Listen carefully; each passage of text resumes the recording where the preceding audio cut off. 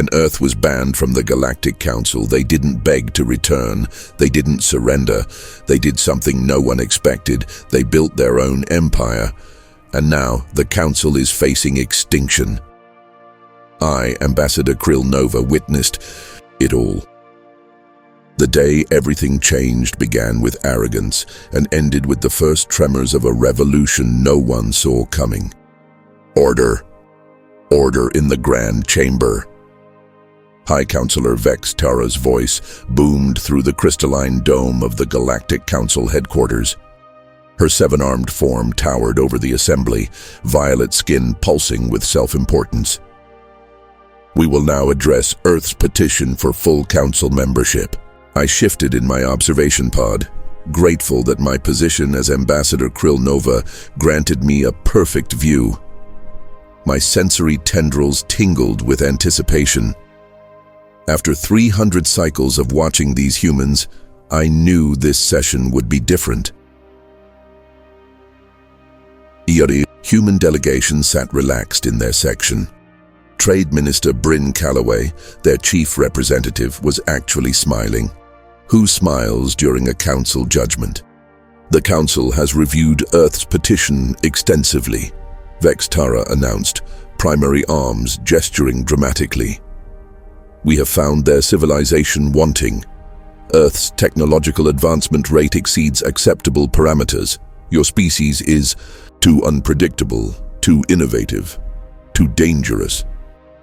Thank you for this enlightening session, Calloway said, standing smoothly. Earth appreciates your candor. We hereby withdraw all diplomatic presence from Council space, effective immediately. She walked away like someone who had just won a game no one else knew they were playing. Ambassador Krill Nova, your concerns are noted but hardly warranted. High Counselor Vex Tara dismissed my report with a wave of her third arm. The humans are simply posturing. Their withdrawal is nothing more than a tantrum. 10 cycles had passed since Earth's rejection.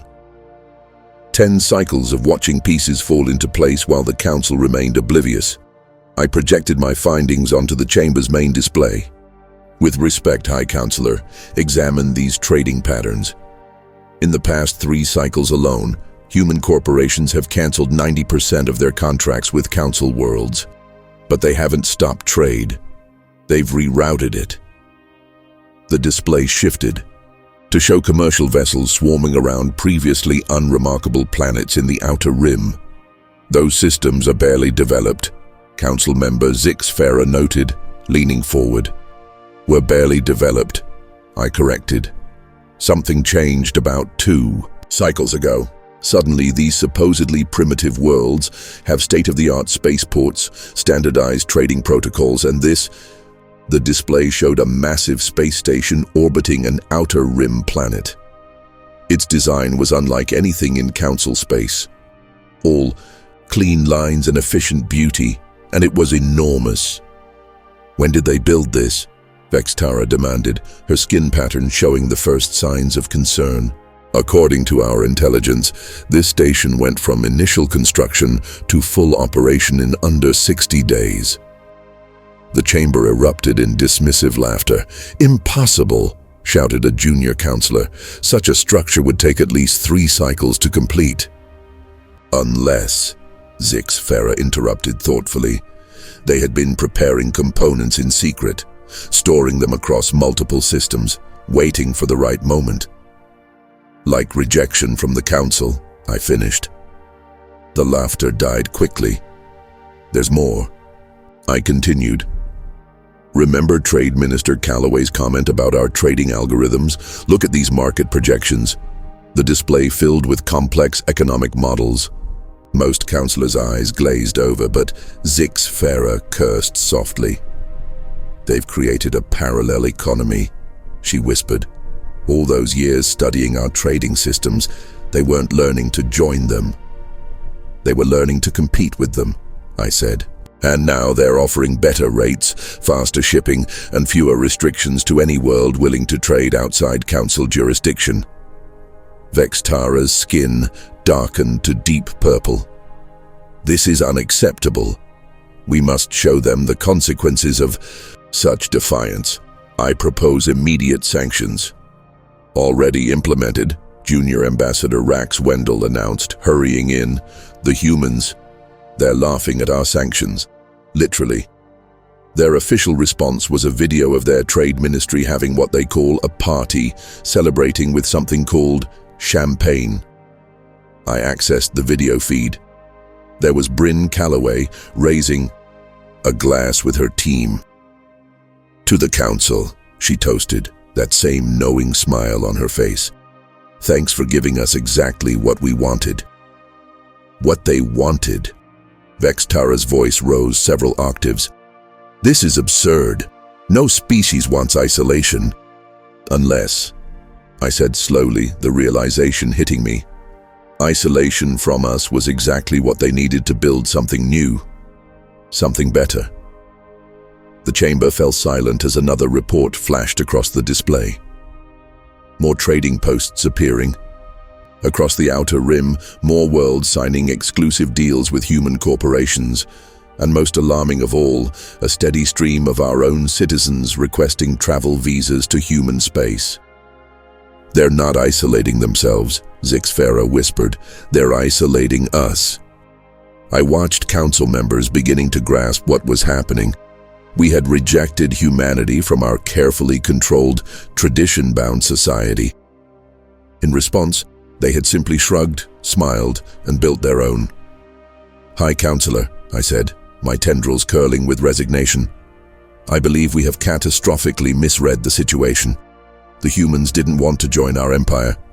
They wanted permission to start their own. As if to punctuate my point, another alert flashed across the display. 3 more Outer Rim worlds had just announced their intention to formally align with what they were calling the Human Cooperative. The Great Council Chamber, once a symbol of galactic order, now resembled what humans call a circus. It's hard to maintain dignity when your entire economic system is collapsing around you. 72,000. High Counselor Vextara's voice cracked as she read the latest numbers. 472,000 skilled workers have relocated to cooperative space in the past month alone. Technically, I added because someone had to, that number doesn't include the entire Zenari Engineering Corps who announced their relocation this morning. The chamber's crystalline walls vibrated with Vextara's shriek of frustration. The Zenari too, but they built half our advanced computing networks, and now they'll build better ones for the humans. Council member Zixfera noted dryly. Along with our best quantum physicists, terraforming specialists, and artificial intelligence researchers. The display screens told the story in brutal detail. Whole sectors of council space were experiencing economic downturns. The Proxima trade route, once our busiest commercial corridor, now sat nearly empty, while human-controlled shipping lanes blazed with constant traffic. Perhaps, suggested Junior Ambassador Rax Wendell, we could try sanctioning their new allies, show them the cost of defying council authority. The laughter that followed wasn't the amused kind. Several council members had already tried that approach. The Aryan Federation, I reported, pulling up the relevant data, responded to our sanctions by signing an exclusive mining contract with the cooperative. They're now reporting a 300% increase in production and a 400% rise in worker satisfaction. Worker satisfaction isn't a valid economic metric, Vextara protested. The humans seem to think it is, Zixfera countered, along with fair wages, safe working conditions, and something they call profit sharing. Quite revolutionary concepts, apparently. Another alert flashed across our screens. The Centon Manufacturing Guild, backbone of council military production, had just announced restructuring talks with cooperative representatives. No, no, no! Vextara's skin patterns cycled through colors faster than a malfunctioning holo display. We cannot allow this. Deploy the fleet. Blockade their trading posts. Show them the consequences of their actions. The silence that followed was deafening. About the fleet, Admiral Porno cleared his throat nervously. We seem to be experiencing some technical difficulties. What kind of difficulties? The kind where half our ships can't leave dock because their Zanari-designed navigation systems are no longer receiving updates, and the other half are running on outdated security protocols that the humans apparently cracked 3 cycles ago. I watched Vex Tara sink back into her hover chair, her skin fading to a pale lavender of defeat, but the hits kept coming. "New report from the Outer Rim," Rax Wendell announced. "The humans have unveiled something called the Sanctuary Program. They're offering immediate citizenship and relocation assistance to any skilled workers facing political or economic persecution in Council space." "They can't do that," someone shouted. "It's against regulations."